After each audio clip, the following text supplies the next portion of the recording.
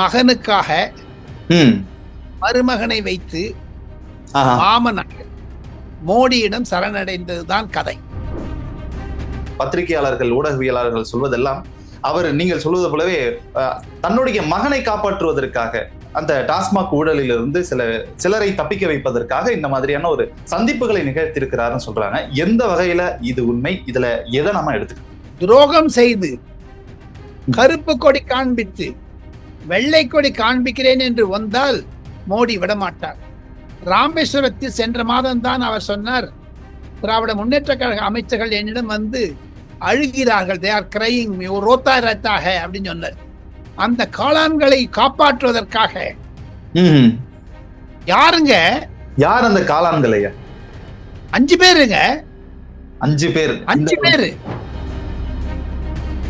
என் மகனை காப்பாற்றுங்கள் என்று. ஆனால் நரேந்திர மோடி காப்பாற்ற மாட்டார்.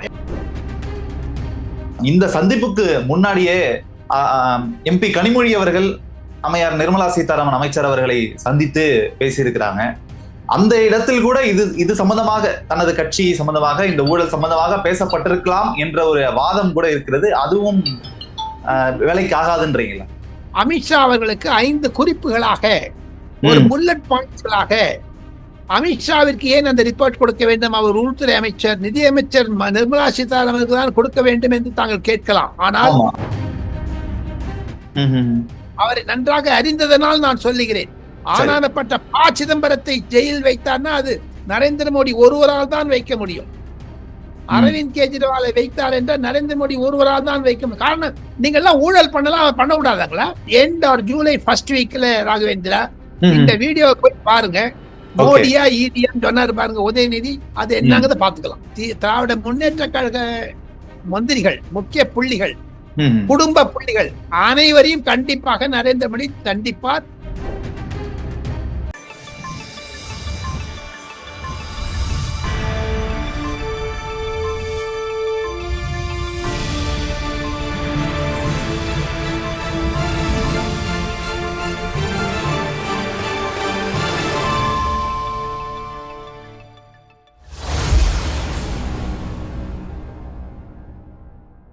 ராவணா பார்வையாளர்கள், தமிழ் உறவுகள் மற்றும் ராவணா நலம் விரும்பிகளுக்கு வணக்கம். நான் ராகவேந்திரன் பன்னீர்செல்வம். டெல்லியிலிருந்து மூத்த பத்திரிகையாளர் ஐயா ராஜகோபாலன் அவர்கள் நம்மோடு இணைந்திருக்கிறார். இந்த சிறப்பு நேர்காணலில் தமிழகத்தில் நடைபெற்றுக் கொண்டிருக்கக்கூடிய இந்த திமுக ஆட்சியில் பல்வேறு விதமான ஊழல்கள் நிகழ்ந்து கொண்டிருந்தாலும், ஒரு பக்கம் இடி ரைடு போன்றவை நடந்து கொண்டிருந்தாலும் எந்த ஒரு நடவடிக்கையும் அதற்கு மேலாக நடைபெறுவதில்லை என்ற ஒரு குற்றச்சாட்டு இருக்கிறது. அது தொடர்பாக ஐயா ராஜகோபாலனிடம் சில கேள்விகளை கேட்டு அதற்கான பதில்களை பெற இருக்கிறோம். நிகழ்ச்சிக்குள் அவரை வரவேற்று விடுவோம். வணக்கம் ஐயா. ஐயா நமஸ்காரம். நமஸ்காரம். How are you? நல்லா இருக்கு ஐயா. முதல் முறையாக ராவணாவுக்கு உங்களுடைய நேர்காணல் இந்த முறை, அதுவும் என் மூலியமாக வந்திருக்கிறது என்பதில் எனக்கு ரொம்ப மகிழ்ச்சியாக இருக்கிறது. இளைஞர் தங்களை போன்ற இளைஞர்களுக்கும் ஐயா ஏற்கனவே சின்சியரிட்டியை பார்த்து நான் மகிழ்ந்தவன், அவரை நன்றாக அறிந்தவன். நேரடியாக பழக்கம் இல்லை என்றாலும் அவருக்கு என்னுடைய வணக்கங்களை தெரிவித்து, அவருடைய தாயார் உடல்நிலை சீக்கிரம் பரிபூர்ண குணமடைய வேண்டும் என்று எல்லாம் வல்ல இறைவனை பிரார்த்தித்து நாம் இந்த விவாதத்தை தொடங்கலாம். அதற்கு முன்னதாக ராவணாவிற்கு ஒரு சல்யூட், ஏகலவனுக்கு ஒரு சல்யூட், ராகவேந்திராவுக்கு ஒரு சல்யூட். காரணம் என்ன என்று கேட்டால், நான் 1985, 86, 87, 88, 89 இந்த வருடங்களில் தினமணியின் சிறப்பு நிருபராக டெல்லியில் இருந்தபோது பிரபாகரனை நன்றாக அறிவேன். பிரபாகரனை என்னை வைகோ அவர்கள் அழைத்து கொண்டு சென்றார் ஈழத்திற்கு. அங்கேயும் பார்த்தேன், லண்டனிலும் பார்த்தேன், டெல்லி அசோகா ஹோட்டலிலும் பார்த்தேன். அவருக்கும் பிரபாகரனுக்கு என்னுடைய வீர வணக்கங்களை செலுத்தி இந்த ஒரு பேட்டியை ஆரம்பிக்கலாம் என்று நினைக்கிறேன். இந்த பேட்டி என்பது வைரலாக இருக்கிறது. நான் சொல்லக்கூடிய ஒவ்வொரு கருத்தும் என்னுடைய தனிப்பட்ட கருத்தாக இருந்தாலும் அலசி ஆராய்ந்து ராவணாவினுடைய தோழர்களுக்கும் நெறியாளர் ராகவேந்திராவிற்கும் ஒரே ஒரு விஷயம் சொல்லுங்க.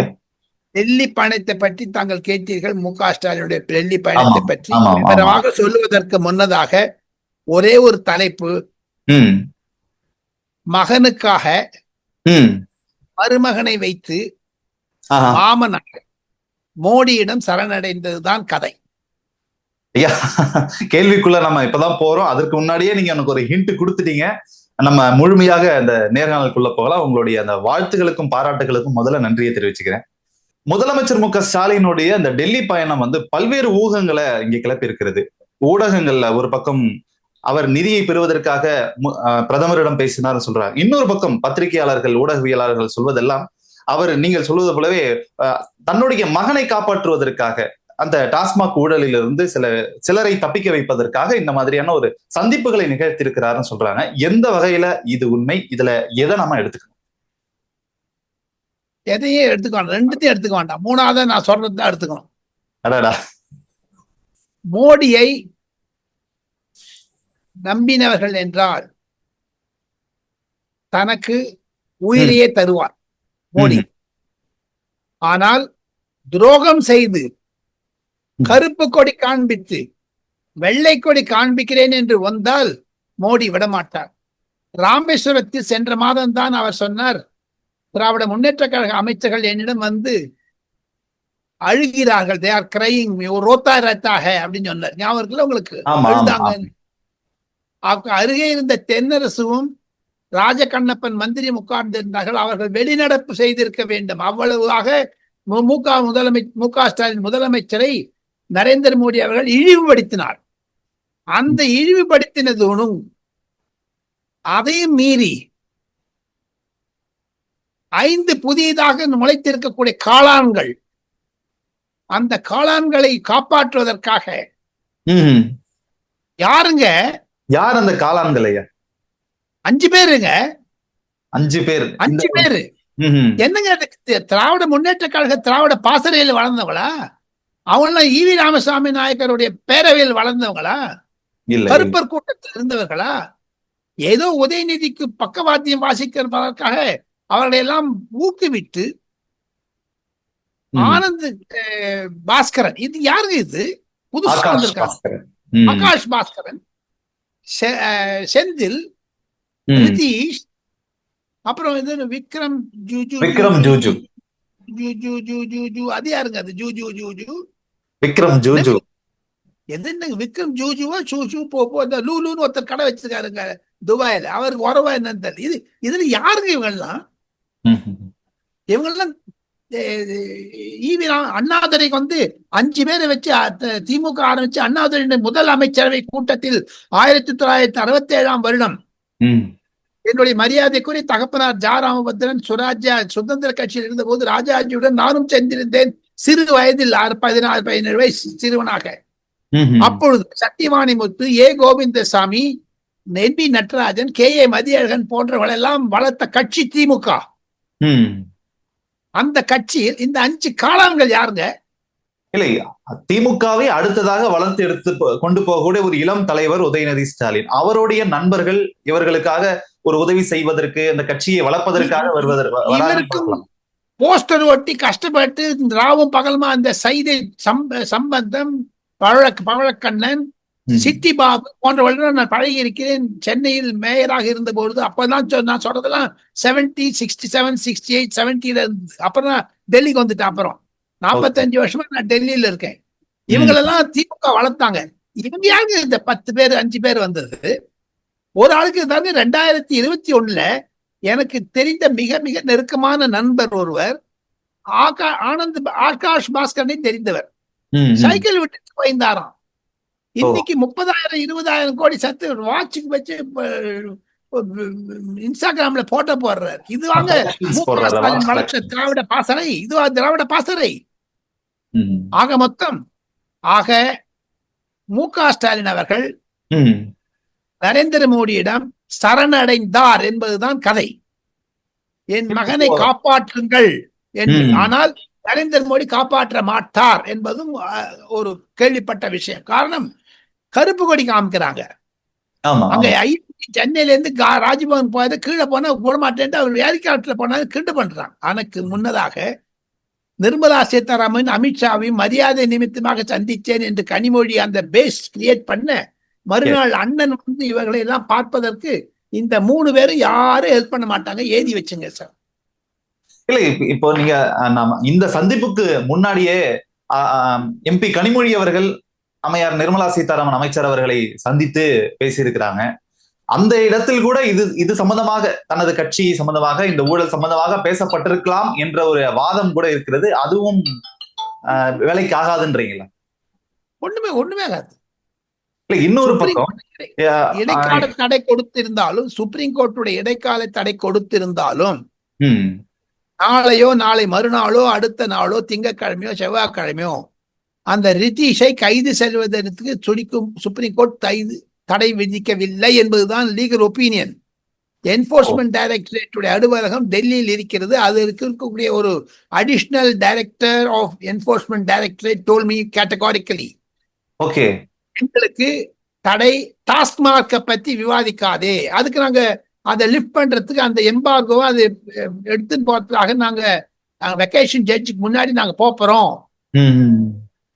விசாகனுடைய வீட்டிலிருந்து கிடைத்த ஆவணங்கள் 450 பக்கத்தை நாங்கள் அலசி கொண்டு அதையே அப்படி சீல்ட் என்வலப்ல வச்சு சுப்ரீம் கோர்ட் சீஃப் ஜஸ்டிஸ் கொடுத்துட்டோமான, if he still says TASMAC should not be enquired, we will not go. அவர் பார்த்துட்டு அப்புறம் ஓகேன்னுட்டாருன்னா விசாகனை அடுத்த நிமிஷம் அரெஸ்ட் பண்ணணும்ன்ற தைரியத்தை சொன்னாரு எங்கிட்ட அந்த அடிஷனல் டைரக்டர். ஓகே ஓகே, அதே விஷயத்தை தான் அமித்ஷா அவர்களுக்கு 5 குறிப்புகளாக, ஒரு புல்லட் பாயிண்ட்ஸ்களாக, அமித்ஷாவிற்கு ஏன் அந்த ரிப்போர்ட் கொடுக்க வேண்டும், அவர் உள்துறை அமைச்சர் நிதியமைச்சர் நிர்மலா சீதாராமனுக்கு தான் கொடுக்க வேண்டும் என்று தாங்கள் கேட்கலாம். ஆனால் இதுல மணி லாண்டரிங் நடந்திருக்கு.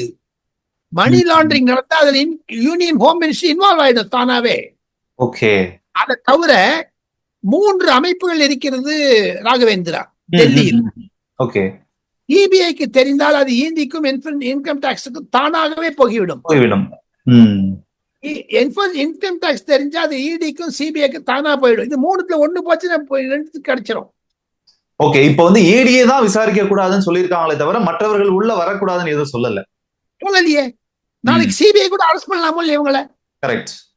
எங்க மு.க. ஸ்டாலின் 50 வருடம் அரசியலில் இருந்தால், நம்ம உதயநிதி 10 வருஷம் அரசியலில் இருந்தால், இவனுக்கெல்லாம் கொம்ப நரேந்திர மோடி 13 வருஷம் சீஃப் மினிஸ்டர், 10 வருஷம் பிரைம் மினிஸ்டர், 60 வருஷம் இந்த பப்ளிக் சர்வீஸ்ல இருக்கார்.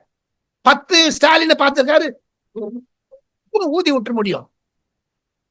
இல்ல இப்ப டெல்லியில தொடர்ச்சியாக நடந்த சந்திப்புகள் எல்லாம் நம்ம பார்த்தோம்னா, சந்திரபாபு நாயுடு அவர்களை வைத்துக்கொண்டு ஒரு சந்திப்பு நடந்திருக்கிறது. இன்னொரு பக்கம் அம்மையார் துர்கா ஸ்டாலின் அவர்கள் இலகணேசன் ஆளுநர் அவருடைய ஒரு நிகழ்ச்சியில கலந்து கொண்டு அங்கு பேசக்கூடிய விஷயங்களாக இருக்கட்டும், கனிமொழி அம்மையார் அமைச்சர் நிர்மலா சீதாராமன் சந்தித்ததாக இருக்கட்டும், இதையெல்லாம் வைத்து நம்ம ஒரு முடிச்சு போட்டு பார்க்கும் பொழுது ஒரு சமரசத்திற்கு, ஒரு சமாதானத்திற்கு இவர்கள் போயிருக்கிறார்கள். அங்கு என்ன மாதிரியான ஆசீர்வாதங்கள் கொடுக்கப்பட்டிருக்கிறது என்பதுதான் பெரிய இங்கே ஒரு பேசுபொருளாக இருக்கிறது. பொய், ஒரு ஆசீர்வாதம் கொடுக்கப்படவில்லை. ஆசீர்வாதம் கொடுப்பதற்கு எப்படி ப. சிதம்பரம் அவர்களை, அரவிந்த் கெஜ்ரிவால் அவர்களை, மணீஷ் சிசோடியா அவர்களை, பூபேஷ் பகல் அவர்களை போன்ற பல முக்கியமான நபர்களை சிறையில் வைத்தாரோ நரேந்திர மோடி, அந்த பட்டியலில் திராவிட முன்னேற்ற கழக முக்கிய புள்ளிகளும் இடம்பெறுவார்கள். ஆசீர்வாதம் என்பது கிடையாது. அவர் கையை அப்படி காமிப்பாரு, அத்தோட சரி முடிஞ்சு போச்சு. கையை காமிச்சு ஆசீர்வாதம் இல்ல, ஜெயில், நேர ஜெயில். நரேந்திர மோடி அவளுக்கு பாச்சா படிக்காதுங்க. 1995 இருந்து அவருடைய தொடர்பில் இருப்பவன் நான். குஷாபாவ் தாக்கரே என்று சொல்லக்கூடிய மிக உயர்ந்த பாஜகவுடைய தலைவர், மத்திய பிரதேசத்திலிருந்து வருபவர். விஜய் மாதா ராஜேந்திர சிந்தியா, அதாவது ஜோதிராத்ய சிந்தியாவுடைய பாட்டி, பாஜகவில் ஆரம்பித்த போது அத்வானி வாஜ்பாயுடன் இருந்தவர் குஷாபாவ் தாக்கரே. அவரிடம் பயந்தவர் நரேந்திர மோடி. நரேந்திர மோடியுடைய 60 வருட அரசியல் வாழ்க்கையை பிரித்தால் 20 வருடம் என்று பிரித்தால், முதல் 20 வருடம் RSS, இரண்டாவது 20 வருடம் 13 வருஷம் சீஃப் மினிஸ்டர், 10 வருஷம் பிரைம் மினிஸ்டர், 25 வருஷம் அப்படி கொண்டு போயிடலாம். அப்படி பொது வாழ்க்கையில் இருந்தவர், பாஜகவின் செயலாளராக 20 வருஷம் இருந்தவர். அவர்கிட்ட போய் நீங்க ஆசீர்வாதம் வாங்குறதுன்னா ஜெயில் தான் ஆசீர்வாதம் உங்களுக்கு. அவரை நன்றாக அறிந்ததனால் நான் சொல்லுகிறேன். ஆனானப்பட்ட ப. சிதம்பரத்தை ஜெயில் வைத்தார்னா அது நரேந்திர மோடி ஒருவரால் தான் வைக்க முடியும். அரவிந்த் கெஜ்ரிவாலை வைத்தார் என்றால் நரேந்திர மோடி ஒருவரால் தான் வைக்க முடியும். காரணம், நீங்க எல்லாம் ஊழல் பண்ணலாம், அவர் பண்ண விடாதாங்களா? ஒன்னே ஒண்ணு கேட்கிறேன் ராகவேந்திரா. நம்ம டிஸ்கஷன் வந்து ரொம்ப சூடா போயிட்டு இருக்குது இப்போ. ரொம்ப நான் ஆத்திரப்படுகிறேன். 74 வயதிலும் தமிழகத்தை குட்டி சோறாக்கிய திராவிட முன்னேற்ற கழகத்தை பற்றி நீ சொல்றேன். நரேந்திர மோடி வீட்டுல 11 வருஷம் இருக்குங்களே, 7 race course road Kalyan mark இடத்துல ஒரு உறவினர் விட்டாங்களா சார்? அவன் அந்த ஆளு எல்லாரையும் வெளில பாடினாரு. அவருக்கு 5 தம்பி, 3 சிஸ்டர்ஸ், நிறைய பேர் ரிலேட்டிவ், யாரையுமே உள்ள விட மாட்டாங்க. அந்த மாதிரி மு.க. ஸ்டாலின் சொல்லுவாங்களா? இந்த காளான்கள் யாருங்க? இந்த காளான்கள் எப்படிங்க என்கரேஜ் பண்றாங்க? அப்படி நீங்க ஒரு குற்றச்சாட்டு வைக்கும் பொழுது உதயநிதி ஸ்டாலின் சொல்றாரு, நாங்க ஈடிக்கும் பயப்பட போவதில்லை, மோடிக்கும் பயப்பட போவதில்லை. ஏன்னா நாங்க எந்த ஒரு தவறும் செய்யல, நாங்க ஏன் பயப்படணும் என்ற ஒரு கேள்வியை முன்வைக்கிறாரு. அரவிந்த் கெஜ்ரிவால் வந்து நான் தவறு செய்யலன்னாரு. கோர்ட் அனுப்பிச்சுதா இல்லையா? தவறு செய்தியா இல்லையாங்கிறத கோர்ட்டு தான் போய் சொல்லணும். ஏதாவது கோர்ட்ல சென்னையில நேற்று கூட சொல்லியிருக்காங்க, we are unable to understand the sequence of it. Chennai high court டாஸ்மார்க்க பத்தி சொல்லி இருக்குது. அந்த ஆப்சர்வேஷன் பாத்தீங்கன்னா சுப்ரீம் கோர்ட் நாளைக்கு கண் திறந்தாங்கன்னா இதே ஒரு June end R July first வீக்ல ராகவேந்திரா இந்த வீடியோ போய் பாருங்க. மோடியா ஈடியான்னு சொன்னாரு பாருங்க உதயநிதி, அது என்னங்கிறத பாத்துக்கலாம்.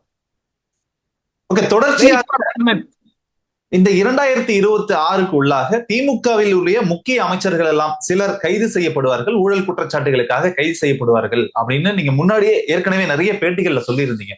அதற்கான திட்டங்கள் நடந்து கொண்டிருக்கிறதாக நினைக்கிறீங்களா? ஏன்னா ஜூன் நெருங்கி கொண்டிருக்கிறது. நரேந்திர மோடியிடம் புல் ஸ்டாப் கிடையாது, கமாதான். அவருடைய கதை தொடர் கதை. ஓகே. 13 அமைச்சர்கள், 7-8 எம்பிக்கள் அனைவரும் இருக்கிறார்கள். ஒவ்வொருத்தரையும் பார்த்து பாருங்க, விட மாட்டார்கள். ஒவ்வொருவரையும் பார்த்து பாருங்க. ஆனா ஹிட் லிஸ்ட்ல இருக்காங்க, எல்லாருமே இருக்காங்க, நிச்சயமா இருப்பாங்க, நிச்சயம் இருக்காங்க. இது நரேந்திர மோடியினுடைய அணுகுமுறையில் இருந்தும், நரேந்திர மோடியை இயக்குபவர் அமித்ஷா அவருடைய பார்வையில் இருந்தும் உதயநிதியை அவ்வளவு சாதாரணமாக விட்டுவிட மாட்டார்கள். டாஸ்மார்க்கை விட பாஜகவினுடைய மத்திய பாஜக தலைமைக்கு நரேந்திர மோடியுடைய மனதில், அமித்ஷாவுடைய மனதில் எது ஊன்றி இருக்கிறது என்று கேட்டால், சனாதன தர்மத்தை கொசு டெங்கு என்று சொன்னாரே, கொரோனா என்று சொன்னாரே, அதுதான். எங்கிட்ட Kamal Nath former chief minister of Madhya Pradesh சொன்னாங்க, இந்த பையன் வளரினான், एक लड़का ने बोल दिया मुझे सरकार खत्म हो गया மத்திய பிரதேசத்துல. சனாதனத்தை அப்படி பிரச்சாரம் பண்ணி காங்கிரஸ் தோக்கடிச்சாங்க. ஆக மொத்தம் உதயநிதியை விடமாட்டார்கள் பாஜகவினர் என்பதுதான், இதுதான் ரகசியங்க. நீங்க சனாதனத்தை மன்னிப்பு கேளுங்க, இல்ல நீ வீரவாய்ப்பு அப்போ பேசினாருங்களே, அப்புறம் என்னென்ன சொன்னாருங்க. ஒரு ஜாதி இழிவுபடுத்தினால் கோபம் படுகிறது, எல்லாம் பண்ணோம். நான் ஏகலவனுடைய பாஷையிலே சொல்றேன். பெரியார் ஈவி ராமசுவாமி நாயக்கர்னு போட்டது கோபம் வந்துச்சுல உங்களுக்கு. சனாதன தர்மம் சொல்றது அவங்களுக்கு கோபம் வராதுங்களா? எங்க கோபங்கிறது பராபர் 2 பேருக்கு ஈக்குவல் தான் இருக்கு. சார், இது எல்லாமே இப்ப அரசியல்ல இது ஒரு பேசுபொருளாக இருக்குமா அப்படின்ற ஒரு கேள்வி. ஏனென்றால் திமுக வசம் எம்பிக்கள் கணிசமாக இருக்கிறார்கள். ஒருவேளை மத்தியில சந்திரபாபு நாயுடு அவர்களோ அல்லது பீகார் நிதிஷ்குமார் அவர்களோ இருவர்ல யாராவது ஒருத்தர் கழண்டிட்டு போனாங்க அப்படின்னா, அந்த நேரத்தில் நாங்கள் உறுதுணையாக உதவி செய்கிறோம், நாங்கள் ஆதரவு தருகிறோம் வெளியில இருந்து அப்படின்னு திமுக பேச்சுவார்த்தை நடத்தி இருப்பதாகவும், இதன் மூலமாக இதற்கு கைமாறாக சில விஷயங்கள்ல அவர்கள் சமரசம் செய்து கொள்ள போவதாகவும் பேசப்படுது. தவறான கருத்து. வேண்டாம் போடா என்பார் நரேந்திர மோடி. திமுக ஆதரவை பெறவே மாட்டார், எழுதி வச்சுட்ட. அவர் வந்து திமுக எங்க நிர்மலா சீதாராமன் போன வருஷம் தான் திமுக வந்து ட்ரக் முன்னேற்ற கழகம் சொன்னாங்க. ஜே.பி. நட்டா வந்து கட்டப்பஞ்சு பயந்தாச்சு டைனாஸ்ட் எல்லாம் சொன்னாரு. அவர் பிரைம் மினிஸ்டர் சொல்றாரு தமிழ்நாட்டுல ட்ரக் மெனேஜ் அதிகமாச்சு 2024 எலெக்ஷன் கேம்பெயின்ல பேசினாரு. இதெல்லாம் மறந்துட்டு மு.க. ஸ்டாலின் போயிடுவாங்களா சார்? இந்த 5 காலாங்களுக்காக திராவிட முன்னேற்ற கழகத்தை அடகு வைப்பாங்களா சார் அவங்க? They won't support and Modi will not take the support. Forget about it. மோடிக்கு தெரியும் காங்கிரஸை உடைப்பார தவிர சரத்பவார் ரெடியா இருக்காரு வரத்துக்கு, மு.க. ஸ்டாலின் வரத்துக்கு முன்னாடி. அந்த 22 MP தேவையே இல்லை. நரேந்திர மோடி வேற எங்கான கலக்கிடுவாரு, கவலைப்படாதீங்க. இப்ப திமுக ஆட்சிக்கு வந்து கிட்டத்தட்ட 4 ஆண்டுகள் முடிந்து 5 ஆண்டுகளை தொடங்கி இருக்கிறது. ஆனால் இதுவரைக்கும் மத்தியில் இருக்கக்கூடிய பாஜக ஆண்டு கொண்டு இருக்கிறது. ஆனால் ஒரு நடவடிக்கையுமே எடுத்தது இல்ல. ரைடு வருது போறாங்க, கே.என். நேரு வீட்டுக்கு ரைடு வருது போறாங்க, ஜெகத் ரட்சகன் வீட்டுக்கு ரைடு வருது போறாங்க. ஆனா இதுவரைக்கும் நடவடிக்கையே என்பதே இல்லை. செந்தில் பாலாஜியை தவிர்த்து வேற யாருக்கும் நடவடிக்கை இல்லை அப்படிங்கிறது குற்றச்சாட்டாவே இருக்கு. சோ சாஃப்ட் கார்னர்ல இருக்காங்களா அப்படின்ற கொஸ்டின் இருக்கு. கிடையவே கிடையாது. அந்த நடவடிக்கை இல்லை என்று சொல்ற கருத்தான தவறான கருத்து. இப்ப பாருங்க, சாதாரணமா சொல்றேன், எல்லா கேஸ்லயும் ஒரு கோர்ட்ல கேஸ் வந்து நிக்குங்க. கோர்ட் கேஸ் தாங்க கடைசி மட்டும் போகுது. தடையா இருக்குது கோர்ட். அதைத்தான் 2019 தேர்தல் பொழுது நரேந்திர மோடி அவர்கள் ஒரு பிரச்சார கூட்டத்தில் சொன்னார். அந்த டேப் நான் உங்களுக்கு அனுப்புறேன், அதை இதுல போட்டு காமிங்க. அதுல சொன்னாரு, 2019 சில முக்கிய தலைவர்களுடைய கேஸ் நான் போயிட்டு கொண்டு வந்துட்டேன், 17 தடவை அட்ஜர்ன்மெண்ட் வாங்கினாரு. தர்வாஜா தக் லேக்கே கியா ஹை, மே ஜெயில் மே பிஜ்வா दूंगा. கோவிலுடைய அதாவது சிறைச்சாலை முன்னாடி நான் நிக்க வச்சுட்டேன், சிறைச்சாலை தள்ளுவது என்னுடைய கடமைன்னாரு. 19 தேர்தல் ஆனப்ப ப. சிதம்பரத்தை தள்ளினார். 17 தரம் அட்ஜர்ன்மெண்ட் வாங்கினார். ஒரு தரம் இல்ல, 2 தரம் இல்ல. அதே மாதிரி திராவிட முன்னேற்ற கழக மந்திரிகள், முக்கிய புள்ளிகள், குடும்ப புள்ளிகள் அனைவரையும் கண்டிப்பாக நரேந்திர மோடி கண்டிப்பார் கோர்ட் மூலமாக. கோர்ட் டிலே ஆச்சுன்னா நரேந்திர மோடி பத்தி சொல்லுங்க. இவங்க எல்லாம் கோர்ட்ல போய் சரண் அடைகிறாங்க, கடைசி நரேந்திர மோடி கிட்ட வந்து சரையிறாரு. அதுதான். ஏன்னா இப்ப நான் ஆரம்பத்தில் சொன்ன மாதிரி மகனை காப்பாற்றுவதற்காக மருமகன் டெல்லியில் இருந்தார், மாமனாரும் டெல்லியில் இருந்தார். பல முனைகளில் அது தயாரிக்கப்பட்டு வருகிறது. ஆனால் நரேந்திர மோடி அதற்கு இளைய மாட்டார். மிக தெளிவான பதிலாக இருக்கிறது. கூடுதலாக அதிமுக பாஜக கூட்டணி என்பது மறுபடியும் மீண்டும் உயிர்த்தெழுந்திருக்கிறது. இதற்கு பிறகாக MP திருமாவளவன் அவர்கள் ஒரு விஷயத்தை சொல்கிறார். இவர்களுக்குள்ளான கூட்டணி இன்னும் ஒட்டப்படவில்லை, அது ஒரு மேம்போக்காக தான் இருக்குது, இன்னும் அவங்க ஜெல் ஆகல அப்படிங்கிற விமர்சனத்தை தொடர்ச்சியாகவே சொல்லிக் கொண்டு வருகிறார். அவர் இந்த கூட்டணியை பிரியணும்னு நான் விருப்பப்படல, அவர்கள் உண்மையிலேயே அவங்க ஜெல் ஆகணும்னு விருப்பப்படுறேன், அதனாலதான் இந்த வார்த்தையை சொல்றேன்னு சொல்றாரு. உண்மையிலேயே அதிமுக பாஜக கூட்டணி வந்து என்ன ஜெல் ஆகலையா? டெல்லியில இதை பத்தி எப்படி பேசிக்கிறாங்க சார்? அது அமித்ஷா விட்டு கேட்கணும்.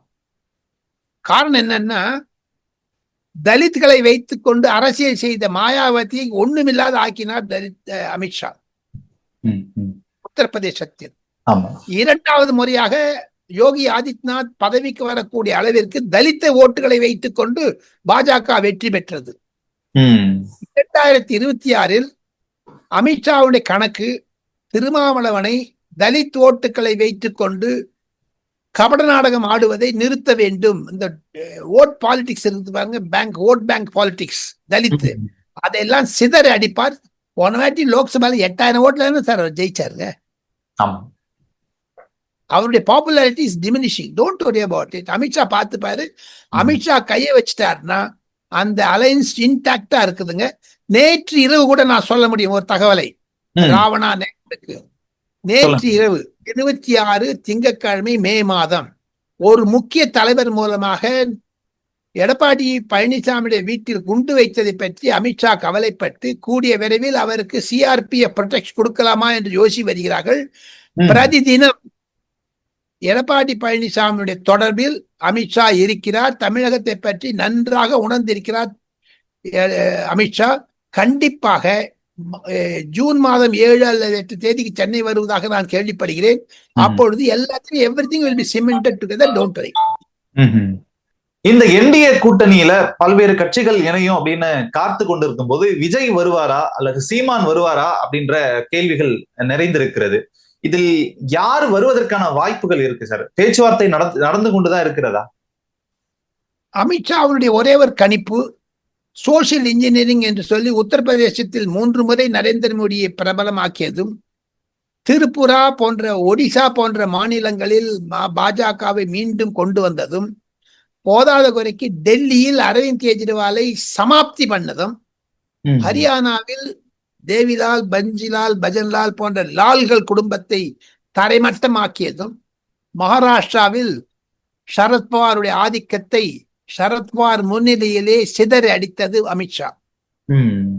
தமிழகத்தில் அமித்ஷாவுடைய நூதன போக்கு என்ன என்று கேட்டால், ராகவேந்திரா, ஒன்றே ஒன்று சொல்லுகிறேன், எனக்கு தெரிந்ததை நான் சொல்லுகிறேன். எனக்கு தெரிந்தது 5%, தெரியாதது 95%. அந்த 5%ல அமித்ஷாவுடைய அணுகுமுறை, திராவிட முன்னேற்ற கழகத்திற்கு எதிர் ஓட்டுகள் ஒன்று கூட சிதறக்கூடாது. எடப்பாடி பழனிசாமியுடைய தலைமையில் அனைவரும் ஒன்று வர வேண்டும் என்ற ஒரு பிரச்சனையில் தான் இருக்கிறார். அது கூடிய விரைவில் உருவெடுக்கும். அதற்கான ஒரு சூழ்நிலைகள் டெல்லியில் உருவாகி வருகிறது. பார்த்து கொண்டே இருங்கள். ஜூலை, ஆகஸ்டில் இதற்கு ஒரு உருவம் எடுக்கும். கண்டிப்பாக தாங்கள் சொன்ன 2 பேருமே பாஜக தொடர்பில் இருக்கிறார்கள். அவர்களுக்கு வெற்றி வாகை கிடைக்கும் என்பதுதான் அமித்ஷாவுடைய கருத்து. நான் பத்திரிகைக்காரனாக நான் சொல்லுகிறேன். ஓகே, இந்த பேச்சு நடந்து கொண்டுதான் இருக்கிறது. கண்டிப்பாக கண்டிப்பாக கண்டிப்பாக. என்னுடைய பத்திரிகை உலக பயணம் என்பது பாராளுமன்றத்தில் 45 ஆண்டுகளை என்னை உருவாக்கிய என்னுடைய தந்தை ஜா ராமபத்ரன் அவர்கள் ராஜாஜியிடம், சுதந்திர கட்சியிடம் பல முறை இருந்திருக்கிறார். அரசியல் குடும்பத்தில் வருபவன் நான், அரசியல் பத்திரிகையாளர் குடும்பத்தில் வருபவன் நான். அதனால் காங்கிரஸை தும்சம் செய்தது என்னுடைய தகப்பனார் ஜா ராமபத்ரன். அதிலிருந்து காங்கிரஸ் எதிர்த்து ஒவ்வொரு ரத்தம் உடம்புல இருக்குது. அந்த காங்கிரஸை தும்சம் பண்ணது மிஸ்டர் நரேந்திர மோடிங்க. அதே மாதிரி திராவிட முன்னேற்ற கழகத்தை திம்சம் பண்ணோன்னு வந்திருக்காரு அமித்ஷாங்க. நீங்க எழுதி வச்சுக்க. அதற்கான ஒரு சூழ்நிலைகள் டெல்லியில் உருவாகி வருகிறது என்பதைத்தான் நான் ராவணாவில் முதலாக வரும்போது உணர்ச்சி வசப்படக்கூடாது 74 வயதிலும் என்றாலும் ராகவேந்திரா கேள்விக்கு நான் மயங்கியதனால் இதை நான் பேசுகிறேன். நாம் தமிழர் கட்சி தலைமை ஒருங்கிணைப்பாளர் சீமான் மிக தெளிவாக மீண்டும் மீண்டும் சொல்லிக் கொண்டே இருந்தார். மே 18 மேடையில் கூட சொன்னார், தனித்துதான் போட்டி, எக்காரணத்தை கொண்டும் கூட்டணி கிடையாது அப்படின்னு சொல்லியிருந்தார். ஆனால் நீங்கள் இப்படி சொல்லும் பொழுது எப்படி அது சாத்தியப்படும் என்பது நான் கூட ஆவலாக தான் காத்திருக்கேன். அது சாத்தியப்படுமாங்கிறது எனக்கு தெரியல. 2-3 பாதங்கள் காய் பழமாகும். அமித்ஷா எடுத்ததை விடமாட்டார், தோல்வி அடைய மாட்டார். அமித்ஷா எடுத்தது வெற்றிதான் வெற்றி இருக்கிறார். உங்களுக்கு திமுக எதிரியா, உங்களுக்கு அதிமுக நண்பனா, இல்ல பொதுமக்கள் திராவிட முன்னேற்ற கழகத்திற்கு எதிராக இருக்கக்கூடிய போதைப் பொருள், மருந்து மற்றும் சாராயம் இதையெல்லாம் ஒழிக்க வேண்டுமா, 8 கோடி தமிழர்களை காப்பாற்ற வேண்டுமா, அல்லது திமுகவை வளர்க்க விட வேண்டுமா என்ற கேள்வியை வைத்துக் கொண்டு பார்த்தால், நாம் தமிழர் கட்சியை பாஜகவில் எடப்பாடி பழனிசாமி தலைமையில் சேர்ப்பதற்கு அமித்ஷா கண்டிப்பாக உதவுவார் என்பதுதான் என்னுடைய பத்திரிகையாளனுடைய கருத்து. ஒரு ஓட்டு கூட சிதற விட மாட்டாங்க. எழுதி வச்சுங்க சார். அது என்னென்ன பண்ணுமோ எல்லாம் பண்ணுவாங்க.